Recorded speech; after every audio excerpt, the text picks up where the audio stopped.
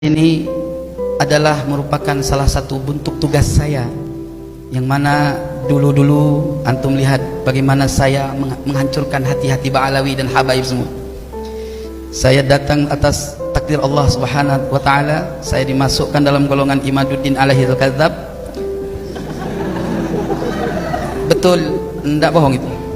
Jadi saya Allah masukkan ke situ dan saya tidak tahu apa-apa sebetulnya, demi ingin mencari suatu kebenaran. Dan saya hadir membela tesis IMAD dengan penuh keikhlasan sampai hampir mati pula saya di Jember sama di Malang, ya kan? Itu semua apa? Allah yang Maha tahu maksud hati saya punya. Akhirnya fillah yang dirahmati oleh Allah, teriakan saya demi teriakan saya menghancurkan hatinya habaib dan muhibbin.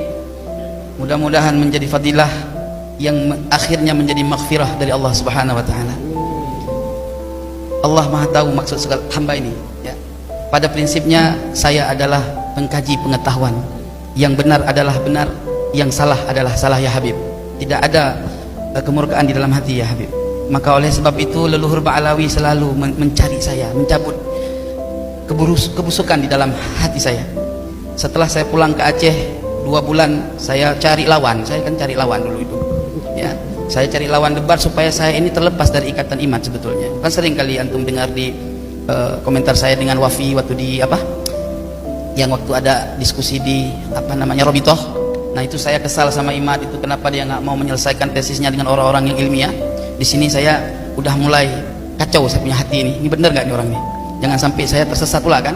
Pulang saya ke Aceh 2 bulan saya cari lawan, akhirnya saya berjumpa dengan saya punya guru saya tidak pernah menyetop saya, tetapi beliau bernasihat kepada saya, kaji kebenaran, kalau memang salah ya salah, kalau benar ya tetap benar. Tapi ku inginkan kau, kata guru saya, jangan nempel sama ilmu orang, tempellah ilmu sendiri, cari kebenaran dengan metodologi kau sendiri. Ilmu sudah kami berikan, tinggal kamu cari kebenaran, jangan nebeng sama ilmu orang, artinya jangan ditunggangi orang. Itu saya pulang dari Aceh ke Bekasi itu selalu was-was, tapi saya belum menggubris was-was itu. Lalu ketika saya pernah mengungkapkan kata-kata yang gak baik kepada Imam Al-Faqihil Muqaddam, itu baru tergoncang saya punya jiwa. Lalu tak lama saya fatihahkan kepada Al-Imam Abdullah bin Alwi Al-Haddad. Kan saya punya kitab itu semua, hatta kitab ilmu hakikat itu dari beliau. Saya punya kitab-kitab ilmu hakikat Imam Abdullah bin Alwi Al-Haddad. Saya fatihahkan malam Jumat, langsung saya punya kesimpulan. Dan subhanallah hari Sabtu malam Minggu kemudian saya berikrar di akun nyong Pemalang. Nah setelah itu saya langsung membuat antitesis dengan begitu gampangnya, dan alhamdulillah antitesis ini tidak saya ambil daripada sedikit pun. Ini antitesis ini insyaallah mudah-mudahan dicetak, ya. Tidak saya ambil daripada dalil Ba'alawi. Saya ambil ifta ini dari di luar Ba'alawi. Jangan dibilang nanti Ba'alawi bela diri. Nah, ini semua ada 102 daftar pustaka, artinya 102 referensi untuk mensahihkan nasab Ba'alawi dari abad ke-5 Hijri sampai abad 15 Hijri sampai hari ini. Dan ini pantaslah Imam As-Sakhawi mengatakan nasab Ba'alawi adalah mujma'un alaihil ummah.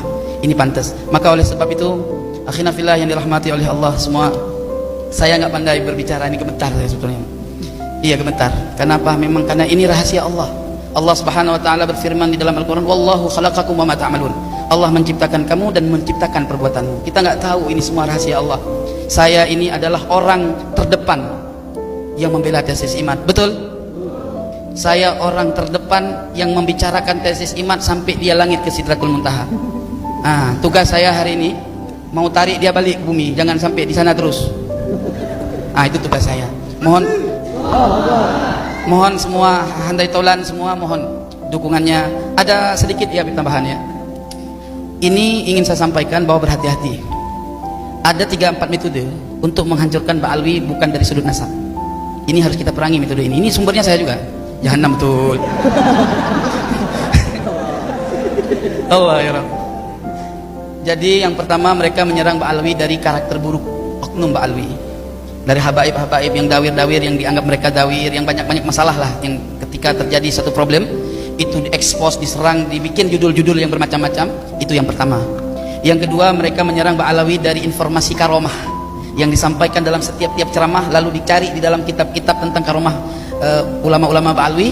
Di situ mereka framing, karena tujuan mereka bukan untuk orang alim, wahai kiai. Tujuan mereka bagaimana pemahaman karomah ini di antara orang-orang awam yang nggak punya pengetahuan karomah itu terdoktrin sehingga mereka mengatakan ini khurafat.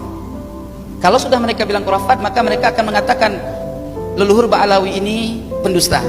Terus mereka akan mengatakan bahkan sampai kepada manzilah riddah. Na'udzubillah, semarauzubillah. Yang keberapa? Yang ketiga, mereka akan mencari tahu mana-mana kuburan yang ramai, dan mereka lihat di situ kalau ada tulisan-tulisan Ba'alawi, nah mereka akan mengklaim itu makam palsu. Sampai hari ini belum terbukti secara virtual makam itu dilakukan oleh habaib. Kenapa? Ini metodologi yang harus kita cari tahu sedalamnya. Apa metodologinya? Mereka temukan makam-makam palsu, lalu mereka klaim itu dari Ba'alawi, tapi dihancurkan buktinya. Coba berpikir, kenapa mereka hancurkan buktinya? Kalau bukan ini adalah niat untuk fitnah. Lah, saya langsung berlepas diri dari fitnah Masih Dajjal itu, karena saya ingat daripada hadis Nabi, akhir zaman akan muncul Ruwaibidah.